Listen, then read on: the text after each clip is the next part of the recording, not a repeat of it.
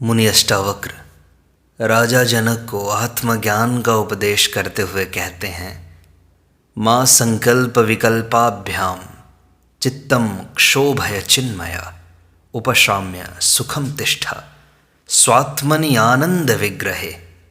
हे चिन्मय, तू चित्त को संकल्प और विकल्पों से क्षोभित मत कर, शांत होकर आनंद पूरित अपने स्वरूप में सुखपूर्वक स्थित हो जा। चित्त का स्वभाव है संकल्प विकल्प। जब उसमें संकल्प विकल्प की तरंगें उठती हैं तो चित्त क्षोभित होता है, उद्वेलित होता है। इन तरंगों का नाम ही मन है। संकल्प विकल्प के कारण ही विचार पैदा होते हैं, योजनाएं बनती हैं, उनकी पूर्ति के तरीके जुटाए जाते हैं। इनकी पूर्ति हेतु शरीर एवं इंद्रियां सक्रिय होती हैं। फिर मनुष्य कर्म करता है। अहंकार के कारण वह कर्ता बन जाता है, जिससे कर्मों का बंधन होता है, नए संस्कार बनते हैं। इस प्रकार पूरा कर्मजाल तैयार हो जाता है। यह कर्मजाल ही संसार है, यही बंधन है। इसलिए अष्टावक्र कहते हैं कि तू चैतन्य आत्मा है, तेरा बंध और मोक्ष नहीं है, तू एक ही है और शांत है। इसलिए अब तू नए सिरे से अपने चित्त को संकल्प विकल्पों से क्षोभित मत कर, वरना फिर कर्मजाल में उलझ जाएगा। यह आत्मा तेरा स्वरूप है, जिसे तू उपलब्ध हो गया है। अतः अब तू शांत होकर, आनंद पूरित होकर इस अपने स्वरूप आत्मा में सुखपूर्वक स्थित हो जा। अष्टावक्र आगे कहते हैं, त्यजेव ध्यानम सर्वत्र मां किंचित धृधि धारया आत्मा त्वं मुक्त एवासि किम विमृश्य करिष्यसि। सर्वत्र ही ध्यान को त्याग कर, हृदय में कुछ भी धारण मत कर। तू आत्मा मुक्त ही है, तू विमर्श करके क्या करेगा। अष्टावक्र फिर कहते हैं कि यह ध्यान, धारणा, समाधि अज्ञानियों के लिए है, जो ज्ञान प्राप्ति के साधन हैं। तो इस आत्मज्ञान को उपलब्ध हो गया है। अब इस ध्यान और धारणा का त्याग कर। साध्य वस्तु उपलब्ध होने तक ही साधनों का उपयोग है, उसके बाद उन्हें ढोना व्यर्थ है। नाव से नदी पार हो जाने पर कोई उस नाव को ढोता नहीं, उसे किनारे ही छोड़ देता है। उसी प्रकार आत्मज्ञान प्राप्ति के लिए जितनी विधियां काम में ली जाती हैं, उन्हें उपलब्धि के बाद छोड़ देना चाहिए, वरना वे साधन भी बाद में बंधन बन जाते हैं। इसलिए अष्टावक्र कहते हैं कि अब हृदय में कुछ भी धारण मत कर, तो आत्म स्वरूप को उपलब्ध हो गया, इसलिए मुक्त ही है। अब विचार करके क्या करेगा। जब ध्यान कहीं भी नहीं रह जाता, चित्त शून्य हो जाता है, यही निर्विकल्प समाधि है। यही आत्मा एवं परमात्मा की अनुभूति होती है, पूर्णता को प्राप्त होता है। 16वां प्रकरण प्रारंभ करते हैं। अष्टावक्र कहते हैं, आचक्ष्व शृणु वा तात नाना शास्त्राणि अनेकशः तथापि न तव स्वास्थ्यम सर्वं विस्मरणाद् ऋते। हे तात, अनेक शास्त्रों को अनेक प्रकार से तू कहे अथवा सुन, लेकिन सबके विस्मरण के बिना तुझे शांति नहीं मिलेगी। अष्टावक्र जनक को तत्व ज्ञान का उपदेश देते हुए कहते हैं कि हे तात, शास्त्र अनेक प्रकार के हैं, जिनमें विभिन्न मत हैं। ये शास्त्र केवल मार्गदर्शक हो सकते हैं, ये नक्शे मात्र हैं जिनसे तुम पहुंचने की योजना मात्र बना सकते हो, अन्यथा इनका कोई उपयोग नहीं है। शास्त्रों में ज्ञान नहीं है, ज्ञान तो स्वयं के भीतर है, जिसे उपलब्ध करना है। वह उपलब्ध तो है ही, उसे देखना मात्र है।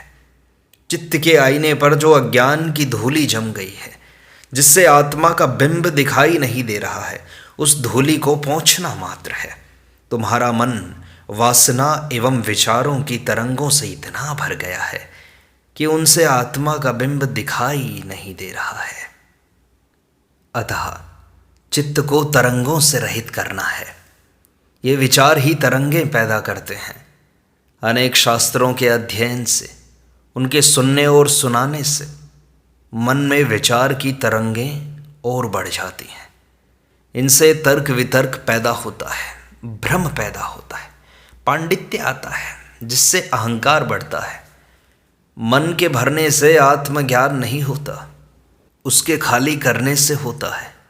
संग्रह अथवा परिग्रह, चाहे धन का हो, यश का हो, मान सम्मान का हो या विचारों का, यह संग्रह ही बाधा है, जिससे व्यक्ति आत्मज्ञान से वंचित रहता है।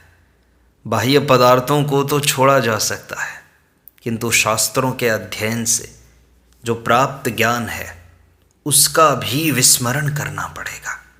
तभी तुझे उत्तम स्वास्थ्य, शांति प्राप्त होगी। संसार बंधन नहीं है, बल्कि उसके प्रति वासना, आसक्ति एवं स्मृति ही बंधन है।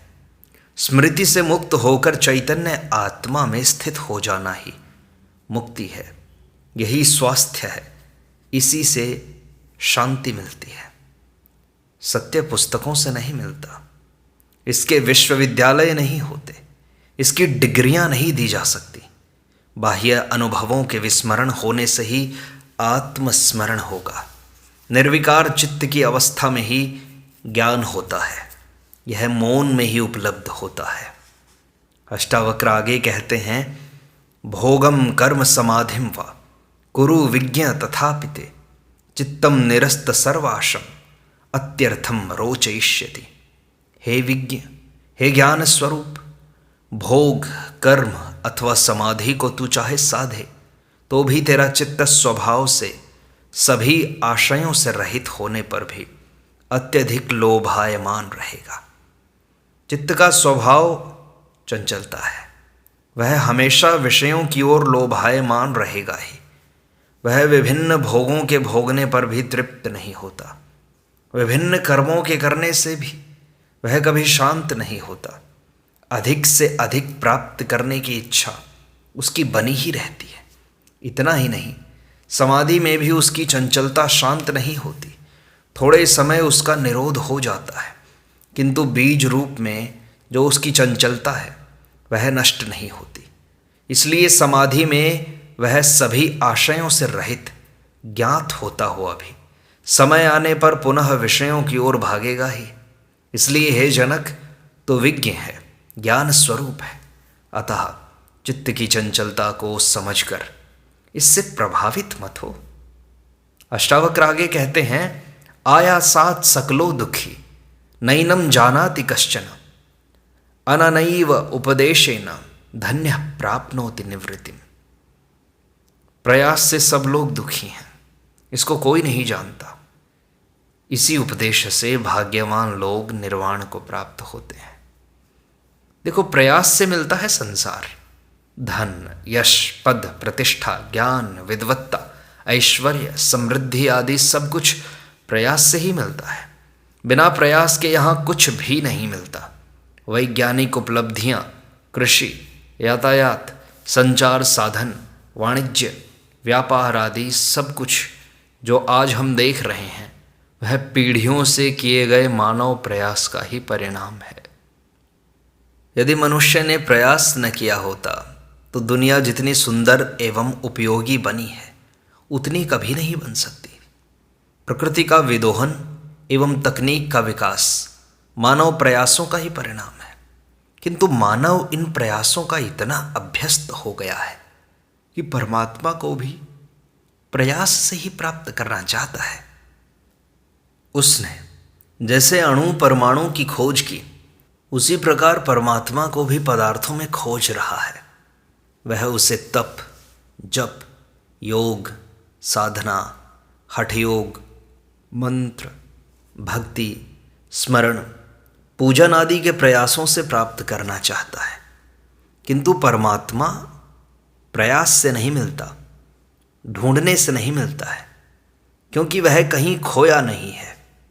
वह भीतर है, जिसे देखना मात्र है। वह विस्मृत है, उसे पुनः स्मृति में लाना मात्र है। इसमें प्रयास करना मार्ग नहीं है, अप्रयास ही मार्ग है। चित्त की शांत एवं जागृत अवस्था ही इसे पाने का उपाय है। प्रयास से तनाव पैदा होता है, विचार पैदा होते हैं, तर्क वितर्क पैदा होता है। इसी प्रयास से सुख दुख होते हैं, जिससे मन में विक्षेप पैदा होते हैं, जिससे भीतर की आत्मा की झलक उसे नहीं मिल पाती है।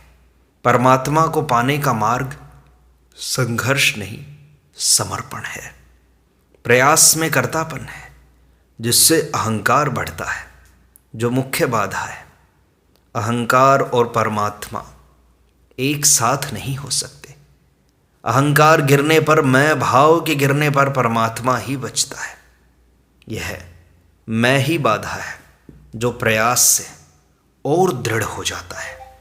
इसलिए प्रयास करने वाला योगी भटक जाता है, वह सिद्धियों में उलझ जाता है, जबकि भक्त पहुंच जाता है। यह मार्ग संसार के मार्ग से भिन्न है।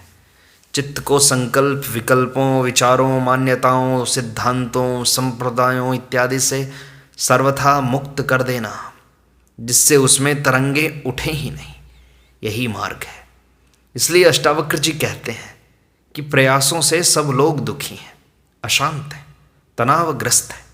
इसी से उनके मन विक्षिप्त हैं, उद्वेलित हैं, एवं यही आत्मबोध में बाधा है। उसे कोई नहीं जानता। यदि कोई इस रहस्य को जान लेता है तो वह चित्त की शांति को प्राप्त होकर आत्मज्ञानी हो सकता है। इसी उपदेश से कुछ ही भाग्यवान लोग जो निर्वाण को प्राप्त होते हैं। समर्पण ही प्रभु का द्वार है, संघर्ष संसार का, यही रहस्य है। अष्टावक्र आगे कहते हैं, व्यापारे खिद्यते यस्तु निमेषोन्मेषयोरपि तस्य आलस्य धुरीणस्य सुखम नान्यस्य कस्यचित्। जो आँख के खोलने और ढकने के व्यापार से दुखी होता है, वह आलसी शिरोमणि का ही सुख है, दूसरे किसी का नहीं। अष्टावक्र इसी क्रम में कहते हैं कि सब लोग प्रयास से दुखी हैं। प्रयास मात्र दुखों का कारण है। प्रयास में कर्तापन होता है, अहंकार होता है। इस कर्तापन से किए गए कार्य में फल की आकांक्षा होगी। इसके साथ अपेक्षाएं जुड़ी होंगी, जिनके पूरा न होने पर दुख होगा। कर्तापन अर्थात अहंकार होने से तनाव होगा। कर्म में आनंद नहीं आएगा। वह बेगार की भांति उसे ढोएगा, क्योंकि दृष्टि कर्म पर नहीं, फल प्राप्ति पर ही होगी। ऐसा व्यक्ति कर्म में कुशलता प्राप्त नहीं कर सकेगा। गीता में कहा है, योग ही कर्म में कुशलता है, वह नहीं हो पाएगा। इसके विपरीत यदि फलाकांक्षा की चिंता न कर, कर्म को स्वाभाविक रूप से करने वाला, आनंद समझकर करने वाला, ईश्वर की आज्ञा समझकर करने वाला, सदा सुखी, तनावों से मुक्त, वह आनंदित रहेगा।